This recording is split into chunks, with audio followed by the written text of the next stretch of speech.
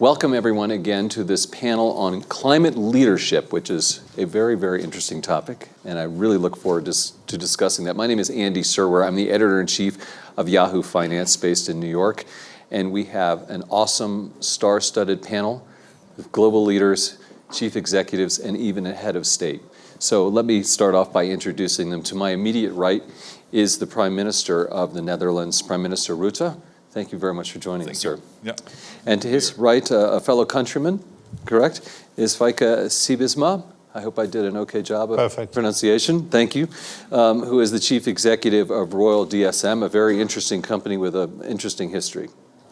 To my immediate left is Rachel Kyte, who is the special representative of the Secretary General for Sustainable Energy for All and the chief executive officer of the United Nations Sustainable Energy for All, based in Vienna, correct? Did I get that right? Absolutely, thank you. Thank you for being here.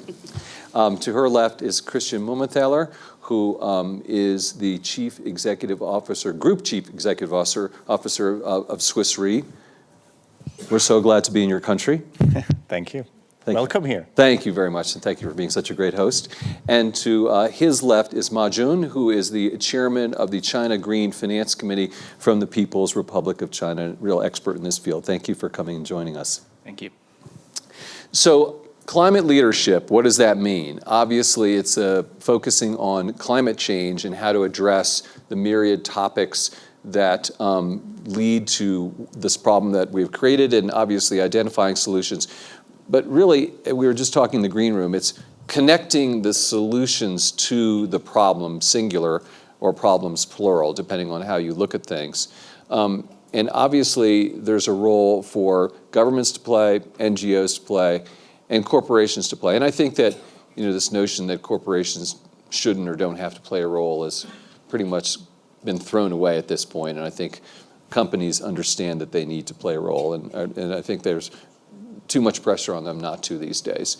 But it is going to take cooperation because we need to understand the problems, agree on what the problems are, and agree on the solutions. And the coordination, I think that's a key word here, is extremely complicated and difficult. And of course, then there are national borders, and that's why it's so important to have an international perspective. The national borders are a problem with things simply blowing right across from one airspace to another. But we all know we're all connected. I'd like to start with Prime Minister Rutte, and maybe you can tell us a little bit of the latest sort of tack that you're taking in the Netherlands in terms of addressing climate change. Obviously, understanding the natural world and the forces of nature are at the very core of the history of your nation. So, and you, my understanding is, studied Dutch history in school. So you have great perspective here, and I wonder if you could share with us. I will, and thank you for having me on the panel. As I said yesterday in another meeting, God created the earth and the Dutch created the Netherlands. Because 7 million people will be below sea level if we hadn't done so. And Schiphol Airport, which is the second biggest airport in Europe, is 4 meters below sea level. So it is really a day-to-day big issue for us. My vision on this is that where the Netherlands is already leading now in water management, in food security, we are the second biggest exporter of agricultural products in the world. I want us also to be leading in climate change, in tackling the environmental impact.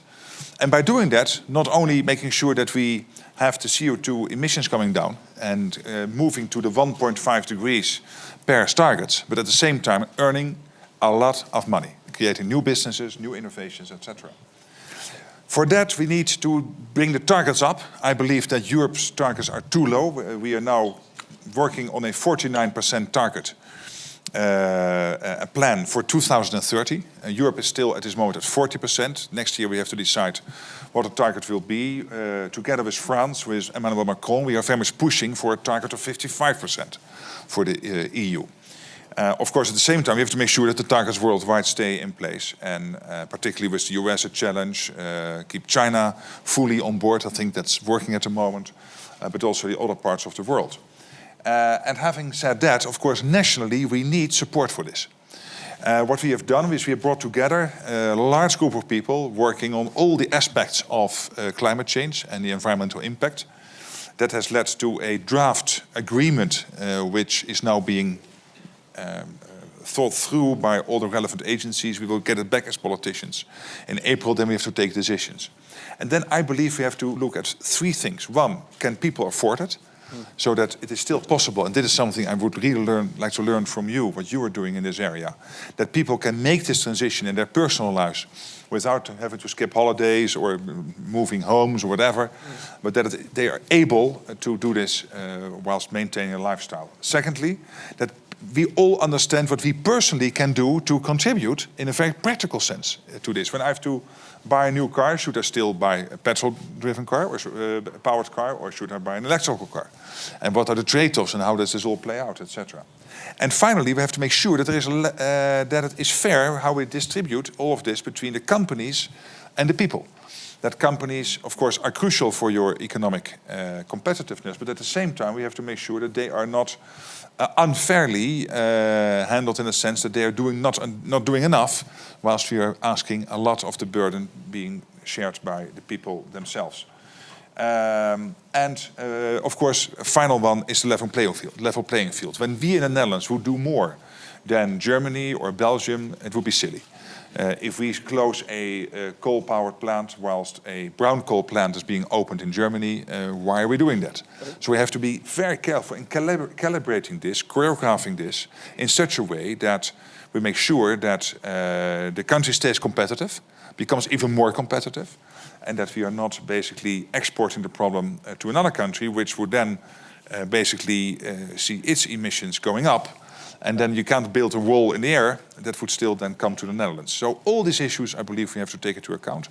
But the most interesting thing for this panel, I think, will be this issue of how do we maintain the support with the general population, how to do that. Right, and I'm interested in following up on that relationship you mentioned as well in terms of the national borders, because in Europe it's a very singular situation because there's so many countries so close together. 28, soon 27. Yeah. Right, it is a changing number. Rachel, I want to talk to you because according to the UN Intergovernmental Panel on Climate Change, the IPCC, the world has 12 years left to prevent catastrophic global warming. How can the world's major economies use their combined market power to speed up climate-friendly development? Well, thank you. It's a real pleasure to be here. So the report to which you refer was an opportunity to hit the reset button and recalibrate again the ambition that has to be part of the dialogue between political leaders and people. And I'll come back to that at the moment. What it did, so there has been tremendous progress. I mean, if you sit in the energy discussions here in Aspen and you ask anybody if 10 years ago we predicted we would be where we are today in the price of renewable energy, the price of storage for renewable energy, if somebody said that they knew, I doubt it, right? So there is tremendous progress, but we have to now set the reset button because the climate is outpacing us, the climate change is racing, and we're walking. So now what we do is we have an extraordinary opportunity to hit the reset button, and there are a lot of we know a lot of what we need to do. And this is the public-private dance that we have to dance a little bit more quickly than we have. And it's not a polka anymore, it's a tarantella. The public sector, what government has to do is set very clearly the point on the horizon to which it wants to go. And the EU's done that, and they need to keep ratcheting it up and ratcheting it up. Once you have that kind of policy certainty, what we can see is that the private sector will shift its R&D on its own. R&D will shift into the technologies, into the solutions that will work for a decarbonised economy. That happens. The public sector can also do a lot to induce that through procurement and things like that. So it's this dance between the public and the private sector. But the public becomes very important because we are now on an emergency footing. We have run out of time. Mm-hmm. And across Europe, we have rebellions, right? Today, we have 35,000 school students on the streets of Brussels saying we want action now. And that's different because that's not, okay, we need an incremental improvement over, this is like, what do we do to have transformative change? And so there is an energy transition, the deep decarbonisation of our energy systems, renewable energy. It's starting to happen. There's much better signalling that could be sent. End the fossil fuel subsidies. There are still fossil fuel subsidies from G7 countries. That's ridiculous. We agreed in Germany that that would stop. The G20 has to start picking up the pace on that as well. So why we are subsidising what we know is killing our children, poisoning them and also affecting their ability to learn is kind of beyond me. And it's certainly beyond the students on the street of Brussels today.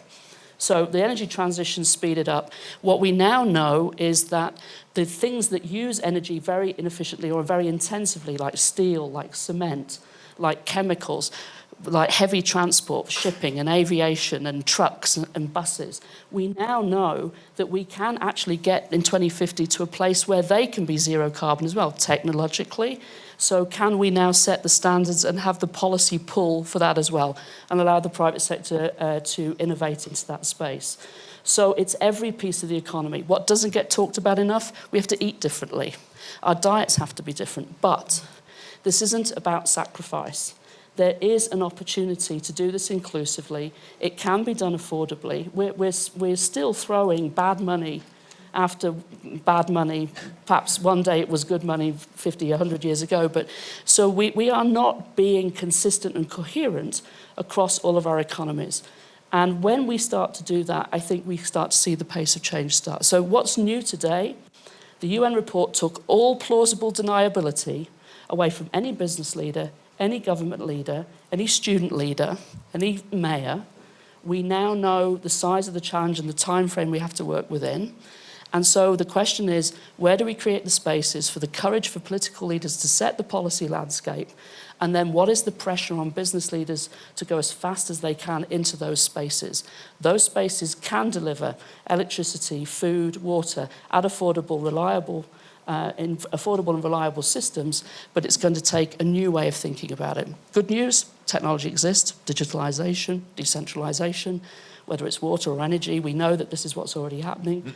And, you know, I think there's a bright, new, green, clean world out there which young people want, and it's our responsibility to build it for them. Well, thank you. There's a lot to drill down there. We're going to get back to some of those things. I do want to switch over to Ma Jun. And first of all, maybe you can talk a little bit about your background, because I was looking at your resume, and it's a really, you know, very impressive, you know, thing to look at. You've done a lot of really interesting and cool things. And then also, you know, China, boy, you know, you could really argue they're the poster child for, you know, some bad things with regard to pollution and carbon. And I'd love it if you could just give us an overview of where things stand there. Sure. Thank you, Andy. I probably start with a couple of things I'm doing and going back a little bit on what China been doing on green finance and what we've been pushing in the international space through G20 and central bank network of green finance. Back 5 years ago, when I joined the Central Bank of China as chief economist, I kicked off this green finance task force in which we proposed 14 actions for the central government to build what we call a green financial system. The idea was very simple. It wasn't so much of sort of a risk management and so on. It's really about mobilization because China needs to invest in many green areas, for example, clean energy, green building, clean transportation, environmental protection, and so on and so forth, in an annual amount of 4 trillion RMB per year. That was a conservative estimate, in fact, but it was done back a few years ago. And I told the government that only 10% of that amount can be covered by government budget. 90% of all the good things needs to be done with private sector money. So you need to do something. Otherwise, all the targets that you're setting for reducing air pollution, for reducing water pollution, land contamination, carbon reduction are not going to be possible. So that was bought in by the government. And second year, it became a mandate from the central government for the PBOC to lead the drafting of a green finance guideline. This is something I spent like a year working on, coordinating 7 ministries. And we came up with 35 actions, consolidating all the resources, the fiscal, the central bank, the monetary, the banking authority, the stock exchange, and the Ministry of Environment, and NDRC, which is the planning agency. So in order to enforce all these actions, which intend to promote a green finance market or greening the finance of the system, we made sure that every single action is assigned to an individual ministry, individual bureau, and individual person, and it has to be delivered by a certain date. This is what we call a division of labor document that came out after the guideline. Now, that's something I was very proud of doing, and I see the implementation of this document as much better than many other documents. So what we did in the last few years, just very briefly, are the following. Number one, we created taxonomies for green finance. Namely, we defined green loans and green bonds. I think these are the first national level definitions in the world. Only with that definition, you'll be able to really channel the right amount of dollars to the right sectors and right projects. And you can prevent greenwashing, and you can create products and so on. Second thing we did was to introduce a disclosure requirement. And we said it's going to be a 3-year sort of action plan. And the last step is by 2020, all listed companies will have to disclose environmental information, no excuse. It's not a voluntary system. It's not a semi-voluntary system. It's a compulsory system. And I think by then, if China achieves this goal, we will become the first large economy that has introduced a compulsory requirement for environmental and climate information disclosure, which will include, I think, the CO2 emission, the SO2 emission, the NOx emission, the COD, energy consumption, and water consumption. Now, this is very powerful because only with such information will the capital market be able to identify which project is green, which project not green, will be able to channel the right amount of money to the right sector. The third thing we did was introducing incentives. We know that some of the green projects, low carbon projects, are not profitable enough. Of course, there are profitable ones, which a lot of banks are doing. And these are the externalities. And we need to overcome externality with some incentive. So the central bank came in with a PBOC re-lending facility for green, which means that we, the central bank, lend money cheaply to the commercial bank, and we ask you to lend cheaply to the project, roughly by 1 percentage points lower than the market. And also we ask the local governments to subsidize or guarantee the green projects. In Jiangsu province, which is one of the large provinces in China, they subsidize 30% of interest payments of a green bond. And it does change behavior. I was there just a few weeks ago. I saw the companies which didn't want to issue green bonds for green projects. They changed their behavior. They did it. And the last thing is really we need to create a lot of products to be tailor-made for different type of green projects. For example, some short-term projects can be financed by short-term bank loans, but many long-term projects will have to be financed with long-term money. That's why we created this green bond market. China was a latecomer. It's 10 years after the first European green bond was issued. We did it in 2016. But in that year, China became the largest green bond market in the world. In the last 3 years, since we launched the green bond market, we issued more than $100 billion of green bonds. And it's still growing, I think, very, very strongly. There are many other products which you are creating, green insurance, the carbon collateral, for financing and so on and so forth, which I see clearly improve the flow of money, to the green sector, and also inspire a lot of other countries to, kick off their green financial policies. Well, thank you very much for that. And it's actually a relief, at least to me personally, to hear all this going on in China, because, for those of us who go to Beijing and see the air and then read the stories about those CO2 emissions, sometimes, we don't see perhaps the projects that we'd like to see there, that we'd, the headway. And so I'm very happy to hear that you're fighting the fight. I'm going to ask you some more questions about that. I'd like to go over to Feike, though, and ask you about your company, Royal DSM. And, you guys were a dirty company, right? Thank you very much. Yes, and you're welcome. But they've changed. They've gotten a lot of new ways and new thinking. I'm sorry, I don't mean to make fun of you at all, poke fun of you, but you're a good sport. Oh, he can handle it. You can handle it good. You know him a little bit. And tell us next to me. Yeah, you better be careful. So tell us about what's going on with your company and the changes that have been brought about. Yeah. Now, to make that point right, indeed, we have a very polluting background. DSM, Dutch state mines. But we are not, with the Prime Minister next to me, we are still Dutch, but not really. We are not owned by the state, that's clear, anymore, and we have no mines, but we kept the 3 letters. And we changed from a mining company to a chemical company, and now to a science-based company, world's largest food, nutrition, ingredient manufacturer, and sustainable materials for energy, etc. I think climate change is the maybe biggest challenge we have in mankind. We adapted ourselves by adapting this environment towards us, and we overdid that a little bit. We will have to deal with a huge amount of refugees. We cannot deal with the war refugees today. We will get financial instability if we don't deal with it. And my biggest fear is, if we don't do it fast enough, that the permafrost in Serwer in Greenland will be melting. I don't know whether you're aware, but as we speak, every single day, we get holes twice of this room of methane burst in Greenland and Siberia. As we speak, the last 2 years, for the first time, noticed, due to the permafrost, which is a little bit weak, and the methane get evaporated. Very difficult. As a chemical company, a runaway reaction, then there is no management needed anymore. Then science and nature takes it over.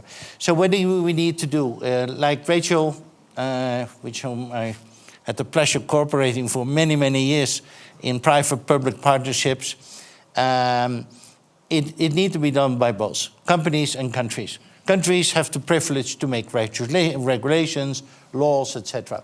Countries have also the privilege to give subsidies, 400 to 500 billion fossil subsidies every single year. Countries could stop with that. That would be a great step forward. So there are things countries can do. There are things companies can do. Companies can step forward and do more. And of course, companies will struggle with exactly the same point the Prime Minister made.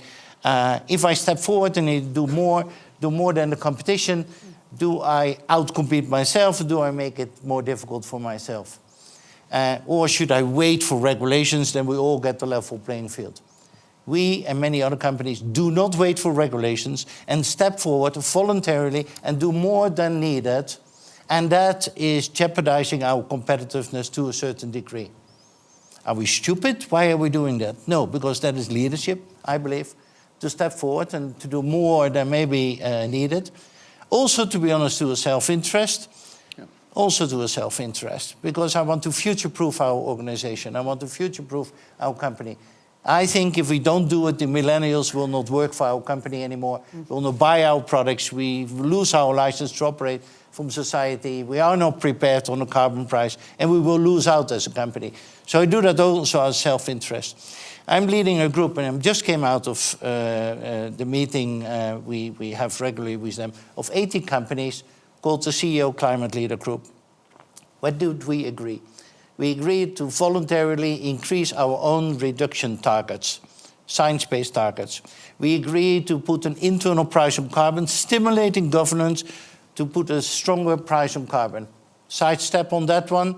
I'm also leading another commission dealing with the competitiveness impact of carbon price. Hopefully in September, we come with a conclusion.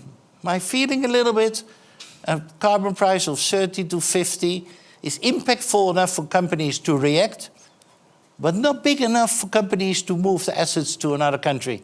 Taxation, labor arbitrage, IP, there are many other considerations to make. So this might be interesting, and I personally think this is important. Next to targets, carbon pricing, more innovations, and more financial disclosure of what we are doing. And that is what we are committing ourselves. And I see that also the financial sector, to my Jun's point, is also increasingly interested in this. We need to revolve our credit facilities with the banks. And we said to the banks, we need to pay a fee for that. And what if we pay a lower fee if we reduce our emissions more? So what has those two things to do? Well, with future-proofing our company towards the future. Would you banks not be interested to give a lower fee we need to pay when we green our company faster? And we got that done. So the financial sector, to my Jun's point, is also changing. And is future-proofing, I think, its portfolio of things they hold. Same as Larry Fink or BlackRock made his statement today. Last point, and I stop. My big concern is the point the Prime Minister also made. At the end of the day, how do we divide the bill? And I'm concerned that the feeling with a lot of people in our society is, okay, we have maybe economic downturn, maybe this, maybe that, and now we need to pay also the climate bill. Mamma mia, where does it stop? And there is a part of population which did not benefit from globalization. And I think that point needs to be addressed. You cannot transition a company, you cannot transition a country, you cannot transition society if you don't take the people with you. And there, I think we have still a big challenge. Thank you, Feike. Mamma mia, indeed. I like that. That's great. Christian, you've been very patient, letting all of your guests I'm Swiss. go first. I really, exactly, yes, exactly. It doesn't bother him. It really doesn't. I want to ask you from the Swiss Re perspective, though. It would seem to me that your role here would be one of risk and understanding the risks that climate change have. I'm hoping that's some perspective that you can bring to this discussion. And so from financial services and insurance perspective, how can you participate?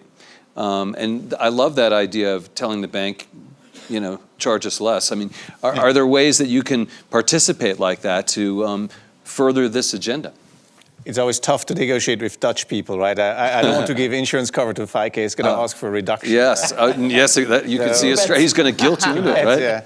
That's so, excellent. Maybe two perspectives, right? I think one perspective is we're at the receiving end of climate change, right? As the insurer of insurers, we insure the biggest catastrophes in the world. Yes. And so we have observed that over time. And the second perspective is maybe us as a company, just as a normal company, what we do about that. So when it comes to climate change, we were relatively early. I think 93 we published that we think this is a real risk. Right? As a risk knowledge company, we put that out there. But as one of the first companies, but nobody listened, right? Nobody cared. It was a bit of science fiction. And for 10 years, nothing happened. And then we thought we should start to talk much more about that to politicians, the UN, etc. And that was part of that effort. And we toured the world, and we had skeptical audiences, right, everywhere where I went at the time, 2000, 2001, 2005. And up to mid-2000s, I think, in a private room, a lot of CEOs would not really believe climate change is real, right? Whatever we say, whatever we prove, etc. Now, I think, and then the financial crisis took attention away from that topic for a few years. And my feeling is, it's always hard not to get depressed over time since I've on these panels for a long time.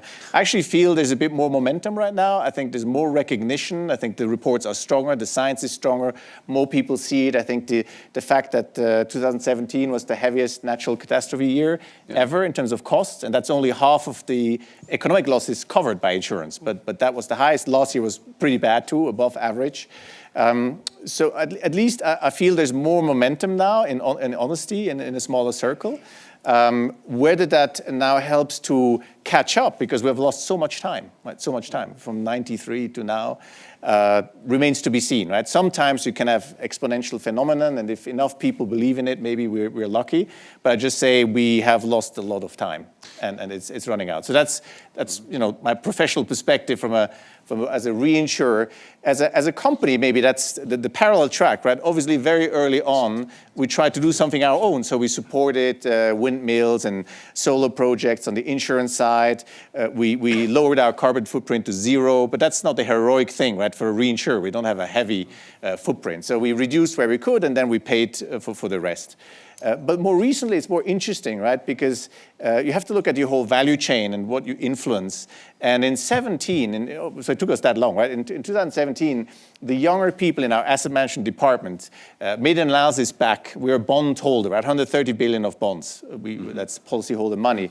And they analyzed the last 5 years of corporate bonds, and they said we should switch to ESG indices for the whole for some of the assets, because they have actually performed about the same level but with lower volatility. So it's a good thing.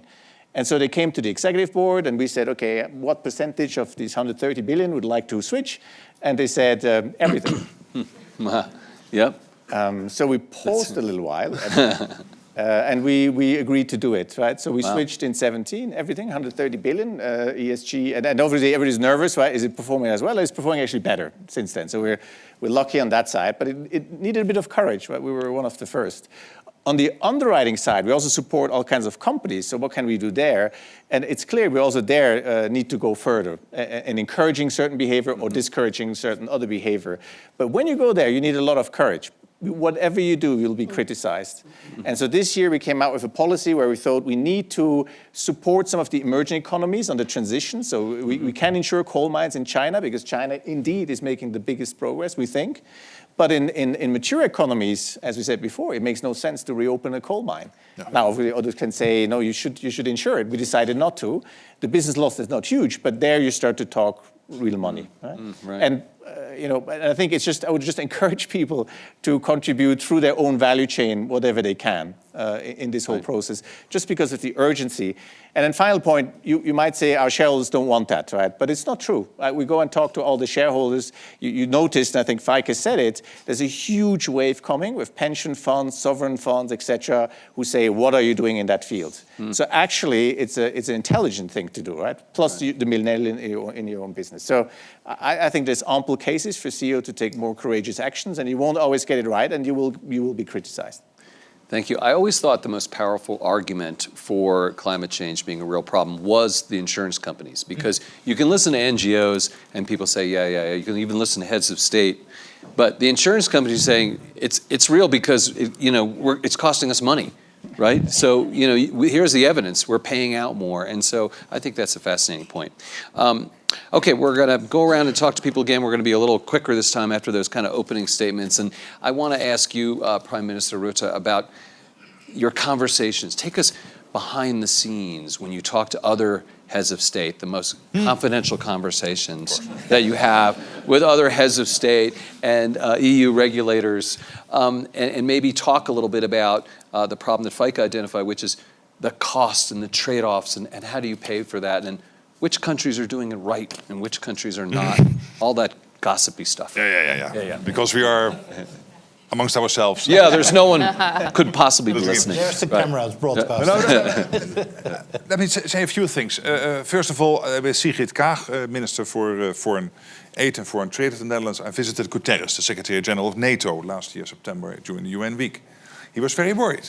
And he said we need leadership from countries like the Netherlands, but also France, New Zealand, countries in Africa, countries like China, in Latin America, to make sure that as a world community we keep committing to the Paris Climate Agreement. We have now seen in Katowice that we were able to agree on a rule book, but we were not able to get agreement on an international carbon measuring system. That has not been achieved, and we need it urgently.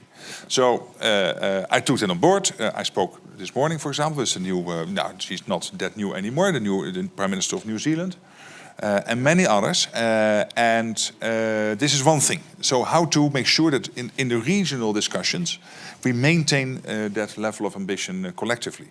Because as Feike was saying, if we don't, and he was mentioning this example of the permafrost situation in Russia, then you could have a sort of acceleration, and that would have an enormous impact. So I'm very much committed to do that. At the same time, I want my country to stay competitive. Yeah. And I do believe that we can do this in such a way that we can take the people along, that we have more jobs and more innovation, etc. And I do believe that we can all do that. For example, I spoke this morning with the new president of Brazil, and there's the paradox that the large agricultural sector in Brazil is negatively impacted at this moment by the fact that there are so many environmental issues in that part of Latin America. This is a paradox, because you would always think there's either you are in favor of the farmers or you're in favor of handling this issue of climate change. No, you need to tackle climate change in order for the farmers to still have a business model in the future. Again, at the national level, we have these intricate debates. The Netherlands, as I said, half the country below sea level. That means that we always had to sit together, all these farmers, all these people, for centuries, to decide where the dikes are being built. That means that we have a total disrespect for hierarchy in the Netherlands. We do things ourselves by talking, and then agreeing. And we have tried to do the same with this. I'm not sure we will be successful. I think we can be successful. We have involved over 150 NGOs, societal organizations, local communities, etc., to discuss coming to this draft climate agreement at the national level. on which we have to decide in April. The good thing is that you have a broad level of support. The bad thing is that it takes somewhat more time, that you always find out that you might have had this or that organization on board, so you have to get them on board later on. And then we have to be very careful that this citizen perspective, both financially and what can I do in my personal life, but also the business perspective. Is it fairly distributed, what we are asking from the people versus what we are asking from companies? And of course, companies will then, in most cases, put this also in their pricing, what they need to do, because they also need to stay competitive. All these issues we have to solve. It is a huge project, nationally and internationally, but I'm cautiously optimistic that we can maintain the pace. For example, and then I will stop talking, when you add up all the European plans currently on the table, it would already, if everybody would implement what they have agreed to, this would already bring you to 45% CO2 emission reduction in Europe. So the target is 40%, but all the current plans on the table, if implemented, would already lead to 45%. We need to bring the target to 55%. I'm absolutely convinced. And then again, to mention one positive example, Emmanuel Macron, he also wants that, and many others. So we have to work on that. You did drop some good names there, by the way. Because the moderator asked us just before we entered, we should ask questions ourselves. Absolutely. And even interrupt. It said to our prime minister, also that. So Total disrespect for him. Yes, I the noticed. Netherlands. But a question I would have to our own prime minister, I take my chance. Who is moving faster at this moment? Is it governments? Or is it companies? Not our government, because you are the best prime minister of all countries in the world. No. I really mean that, by the way. Stop. But, He wants a tax break. To make the point, and because the companies are struggling also with, I mean, we need to do it together. Yeah, that's a good, but there is a speed difference. I believe there is no big international issue which we can solve by governments alone. And there is no international big issue which you can solve by governments and NGOs alone. You need the governments, the NGOs, and the companies. Sometimes very small ones, and in many cases the bigger ones. And when I look at the big companies like yourselves and AXO and Heineken, I was this morning in a valuing water initiative. Jean-François Verboxmeer, the CEO of Heineken, taking the lead there. Carlsberg was there with the CEO, who is from Dutch origin, on this water initiative, which has to do, of course, with climate change. But also the big ones, Shell and Unilever, they're all on the forefront of this. And you need these big companies. And also they understand there is a license to operate, and profit and purpose have to work in conjunction. Yeah, Unilever certainly has been way out front. You mentioned Paris and the Paris agreements, and I want to talk to you and ask you about that, Rachel, a little bit, because we're behind. It doesn't seem like we're going to hit the targets, and then you hear, oh, we're going to have to spend a ton of money to get there, and no one has the money. This is the same old song again, right? And what's your take on that? Yeah, no, I mean, look, the world is awash with money. The question is, who has it? Who are they going to invest it in? And then where do we... And how do we make sure that we leave no one behind as we do that? So this, Paris set a very clear ambition for a world where we manage global warming to stay below 2 degrees. And now, basically, science is saying we can't really afford to do that. We're going to have to get to 1.5. But Paris also said that this can't be balanced on the back of poor people. The political compact in Paris was that we could do this in a way that brought everybody along, and that means that people can have affordable, reliable, clean energy, that they can have access to safe water, that they can have safe food, and things like this. And if that piece of the puzzle is left to the side, there is that political agreement starts to fray very, very quickly. It frays at community level, national level, it frays internationally, right? So I think it's important to remember that that's what the sort of Paris package was. But, paying for it, there are all kinds of inventive ways, and Marjoon has led the charge on this. There are all kinds of inventive ways to harness the financial sector to the productive economy, which is something that we lost over the last few decades. Sure. Climate change notwithstanding, right? The financial sector is not driven to drive our economies forward to that kind of purpose that the Prime Minister Rutte talked about. And so, for example, you know, carbon taxes, carbon pricing, Feike's led the charge on this for many years, you know, gets a bad rap because Emmanuel Macron, you know, got his communications wrong, right? But you look at examples of where it's right, and this has become the electoral issue in Canada, where you've actually got experience of revenue-neutral carbon pricing. China's about to introduce something. There's a lot of experience of what works, what doesn't work. But let me tell you, if you put a carbon price of $50 into an economy that looked something like the United States, I'm not saying the United States, and you made it revenue neutral, you could give every taxpayer in a country like the US, you know, money back that would make them better off than they are today, and you'd have enough left over. And you'd have enough left over to put into the future fund that will help those people who will be displaced or who will suffer in the transition in the short run because their jobs might disappear or because they need to be reskilled and retrained. You would have enough to invest in their future. And I think one very, very important thing is that we have to start telling people the truth, right? The methane bursts, this is scary. But unless we tell people the truth that there is a pathway forward, there's something for everybody to do, I think that it's going to be very difficult to keep sort of, you know, imagining that the public is going to sort of, you know, join us in this crusade when they're scared and when they're frightened and when they're being fed a bunch, you know, a tissue of, you know, platitudinous stuff and sometimes falsehoods. And I think that there's real truth coming from authentic business leadership.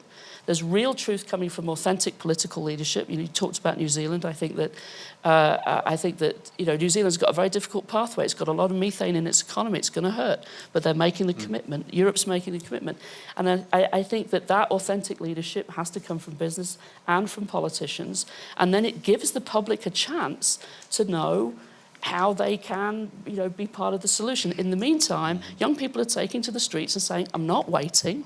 Yeah. I'm not going to have a future. I want a job. I want my kids to be safe. I want to be able to breathe clean air. I mean, they're fairly fundamental requests, and I think you're just going to see that spread. You know, while we're worried about, you know, some of the sort of more populist and sort of nationalist moods which are taking up a lot of the discussion here, there is another mood on the street which is, you know, I have basic needs, I want to meet them in a green economy, and I want to meet them now. So money is actually not the problem. And Marjorie proved that. If I may say, you said the money is a big wasp of money, and the question is who has the money? Right. Well, we know who. The private sector has the money. Yeah. But it's concentrated. Because, yeah, but I would answer your own question by saying the private sector has the money. Because if you look to the financing of our energy transition, I don't know what the factor is, whether it's factor 10 or factor 100, which the private sector need to invest more than the public sector to do the transition. So I don't know whether you agree with me, but I would say what we need to do the transition, we talk here in this panel about leadership for climate, addressing climate change, but I would say the governments need to move faster, so fast that they can unlock the potential of the private sector.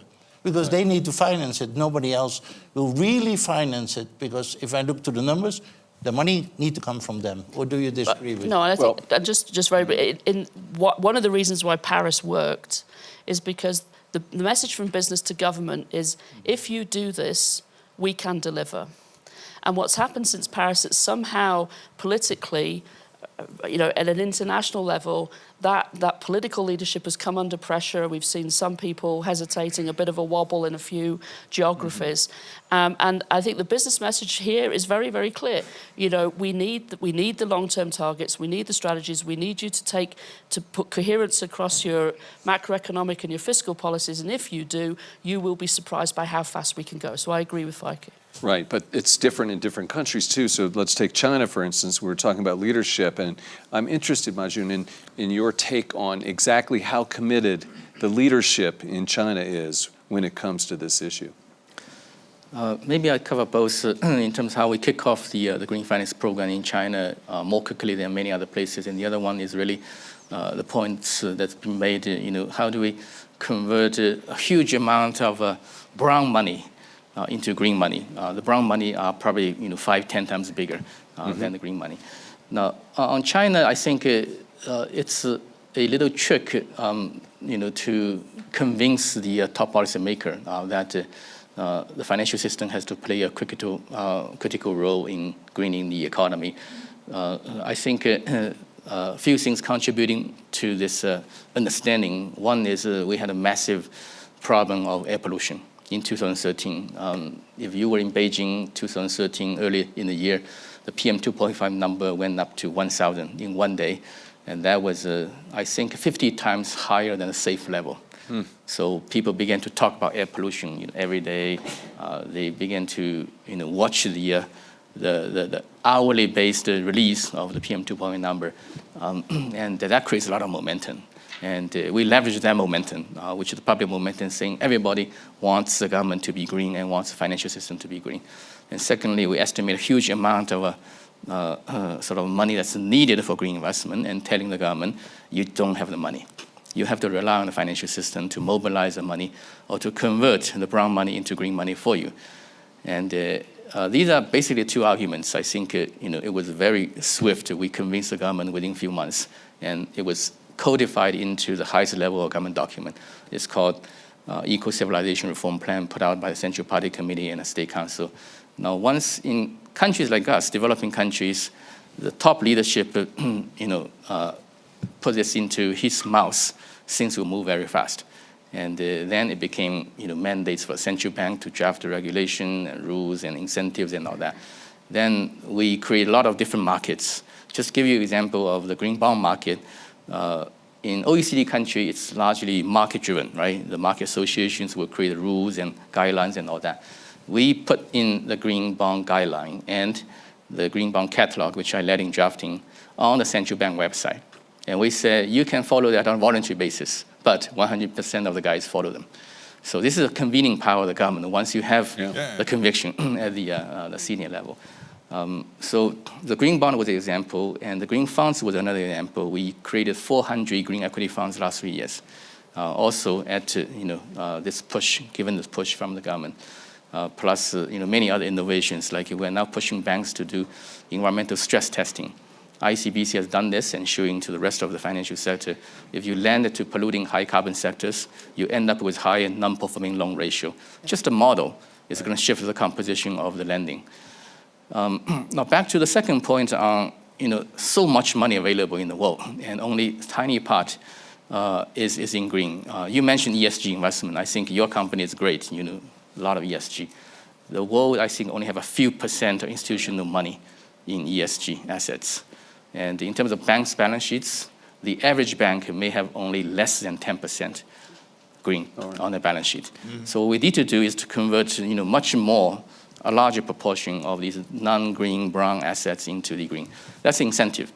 So the government has to put incentive, not only sort of an economic incentive, sometimes signals are very important. The president, the prime ministers, central bank governor coming out and speak. That's a lot of incentive. And disclosure is a huge incentive, basically penalizing those guys who are not doing green. And, of course, some real incentive, money type of incentive will be needed. I do want, Christian, I don't want to short shrift you, but I do want to throw the floor open for questions, because I know that some people out here probably want to ask the panel some questions. We've got a gentleman right here. If we get a microphone too, just hang on one second. And maybe if anyone has a question for Christian so he doesn't feel left out. I'll loop back to you. You can take it. Okay, great. Hi, I'm Jaideep. I'm a global shaper from India, and I work on bringing clean energy access to the remote communities in Himalayas by displacing kerosene with solar. My question is that we have talked about organizations and governments, but what about the people themselves?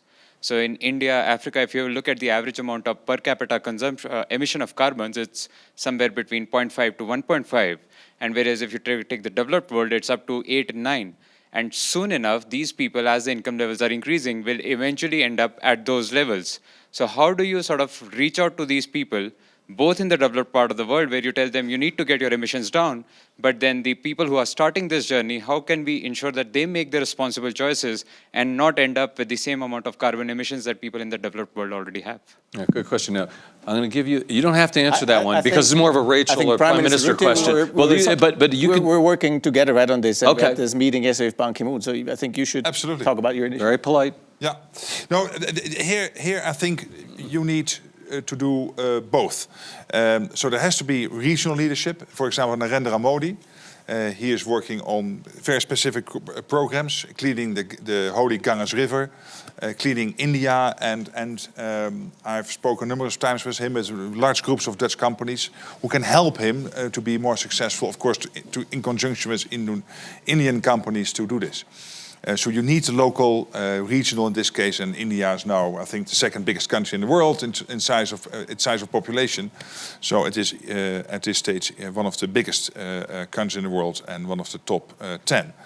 And then when you are particularly discussing countries like India, it is not only about climate mitigation; it's also about climate adaptation. You have to make sure that things are safe and sound. For example, we have worked from the Netherlands in Bangladesh, making sure that Bangladesh stays dry, the feet stay dry. In Indonesia with Jakarta, which is basically sinking every year a couple of centimeters, and working with them to make sure that Jakarta can maintain as a capital and stay safe. We are doing this in Latin America, in South Africa, other places. And we have established this Global Commission on Adaptation, the Global Center on Adaptation. And the good news yesterday was that China is now opening a regional office in China on this issue of adaptation. And the World Bank has decided to spend half of its money, not half its money on climate mitigation, half of its money on climate adaptation. So there's 50 billion in 5 years. We were yesterday in that meeting, 50 billion in 5 years. So there's a fantastic sum. And Bill Gates and Kristalina Georgieva and General Secretary Ban Ki-moon, the previous General Secretary of the UN, they are leading that whole group. And from the Netherlands and others, and Angela Merkel, Theresa May, and many other leaders, including Narendra Modi, we are supporting that process. So we have also to focus on adaptation, not only on mitigation, because the small island development states to India, but also my own country, if the sea levels would rise even further, we have to also work on adaptation. Do you see sea levels rising in terms of the systems that you have in place in your country? Well, what we are, at this moment have to think again about our dikes. Right. Because sea levels are rising. And people don't want these old concrete big dikes behind which houses are basically disappearing. So we are now designing this new system, building with nature, which is, for example, creating small artificial islands in the sea, which would then change the course of water and in such a way that the waterfront itself is less vulnerable to the rising sea levels.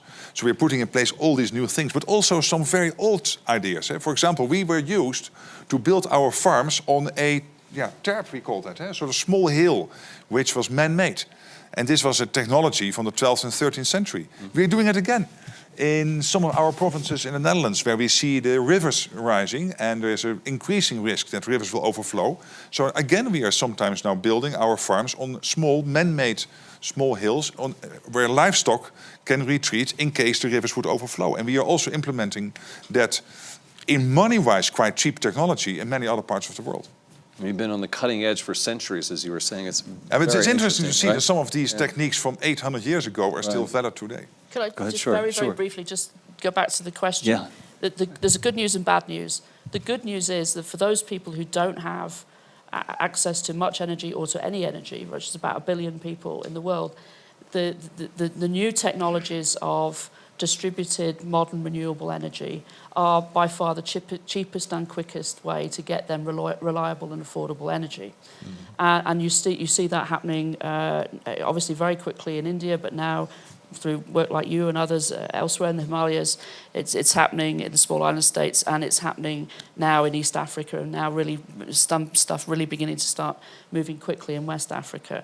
The bad news is that even though we know that this is the answer, very, very little private investment, but domestically from I think India's probably an outlier, but if you look in Africa, very little domestic investment from Africans into that is happening. Very little private investment is still flowing into it, and almost no or nothing like the amount of concessional finance from multilaterals like the World Bank, Africa Development Bank, or from bilaterals, from the UK, etc. OECD countries in their aid.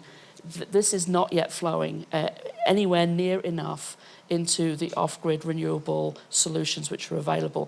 And we're going to have to speed that up, because otherwise these people will not be able to participate in the growth story of their economies. So the good news is we can do it cleanly and affordably. Bad news is we haven't actually put our money where our mouth is yet.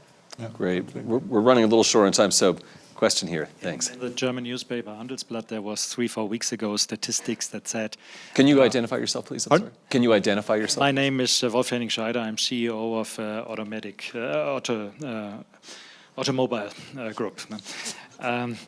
In the German paper Handelsblatt, there was recently a statistics 3-4 weeks ago that there are more than 550 coal power plants built in Asia, and that is the equivalent. It was by far more than the whole CO2 emission of Germany. And I would like to know, what do you do from the political side, that Katowice is not just a nice convention and some signatures, but that the real thing is happening, because it doesn't look like it. Maybe I'm wrong, but reading those statistics, I'm doubtful. So there is a very specific problem. Well, first of all, coal is not a part of the story going forward. The speed with which countries transition away from coal is going to be different. But we have a number of countries in Southeast and East Asia who are building and plan to build a number of coal-fired power plants. Put yourself in their shoes, right? They're getting subsidized technology, subsidized finance, and sometimes even subsidized feedstock, right, from countries that signed the Paris Agreement. And there's no like-for-like solution on offer easily available. So you can build a coal-fired power plant, reasonably cheaply, because somebody's going to help you do it, and you know that you can connect it into your grid and it will operate, and you know you can do it in 2 or 3 years' time, and you've fulfilled an electoral promise to increase generation. Right? So what we have to be able to do as an international community is say, okay, but here's a better offer.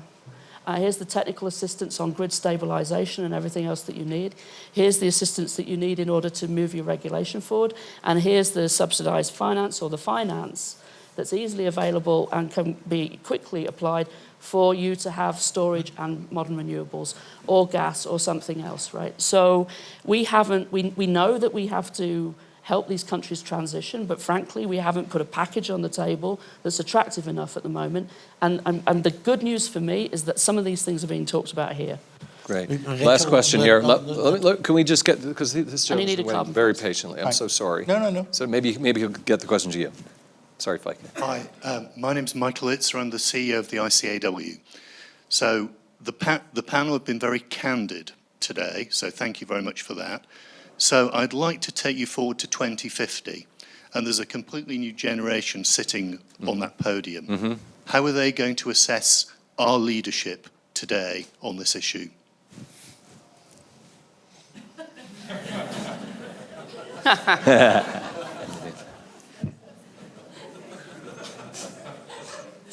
You have 1 minute. Less than that, because we have to wrap up. It's just a quick thought. Will there be more women on the panel in 2050? Yeah, Yes, on that. I agree with that. I bought you some time. Thanks, Rachel. By the way, I agree with you. Diversity is one of the big things, diversity of thought. If we don't move fast, and if we don't unlock the private sector money, which we talked, and if governments are not helping us fast enough to unlock the money, the next generation will look very, very sad to us. We had a good time, we had a good drink, we had good food, we had a good life, and we transmitted the burden to them. And that is irresponsible. And I think your point, I cannot predict how they will look to us. And I hope, that's the only hope I can have, is I hope they will look to us that we showed leadership. And I would feel awful if we cannot show that. And it is up to us still now, here in Davos at those sessions, to decide on how they will look to us. And it's up to us to fill that in right now. Great. Christian, do you have a final thought on that one? How can you beat that, right? Okay. I absolutely agree, right? I don't think we should go into the mode of it's too late and nothing can be done, right? That we should never do that. I think we should see the future as it's our choice, right? Our collective choice, and each of us has to contribute and try to make sure that 2050 people look at it, and there will be changes, right? There will absolutely be changes, but we will say it's maybe one of the first challenges where humanity had to come together. That's maybe the opportunity. Yep. Great.